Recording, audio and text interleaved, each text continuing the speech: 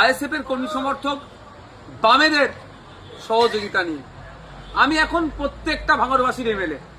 সুতরাং প্রত্যেকটা ভাঙড়বাসী যাতে শান্তির সাথে থাকতে পারে, শান্তি শৃঙ্খলার সাথে আমরা চলাফিরতে করতে পারি, সেটা দায়িত্ব আমাদের বর্তায়।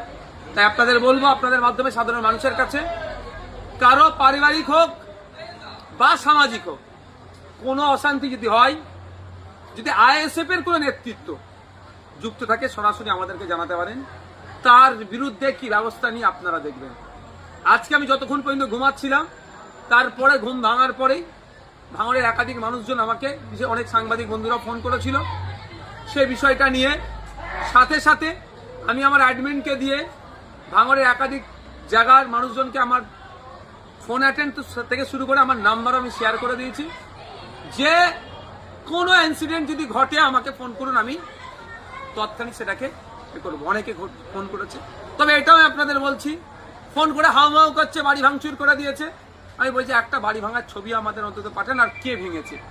পরে দেখছি বাড়ির ছবি দেয়নি, একটা কলা গাছে দেখে ভেঙে আছে তার ছবি দিচ্ছে। এই ধরনেরও না অপপ্রচার হয়ে যায়, গুজব না হয়, অনুরোধ এটাও আমি করব।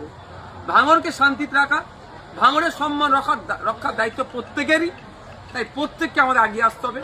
আমি পরিশেষে আবারও বলছি, যদি আইএসএফ এর কোনো ছেলে কোনো মানুষের উপর আক্রমণ করে, আমাদেরকে উপযুক্ত প্রমাণ সহকারে দেখবেন, সে পার্টির মধ্যে থাকবে না। এটা আমি জোর গলায় বলছি মিডিয়ার মাধ্যমে। আমি ভাঙড়ে হিংসা করতে চাই না, ভাঙড়ে শান্তি প্রতিষ্ঠা করতে চাই।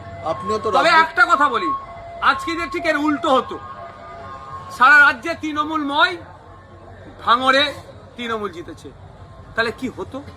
এতক্ষণ 20-50টা লাশ আইএসএফ এর ছেলেদের ফেলে দিত, কিন্তু আমাদের আইএসএফ এর ছেলেরা যথেষ্ট সংযত, ওই হিংসা করেনি।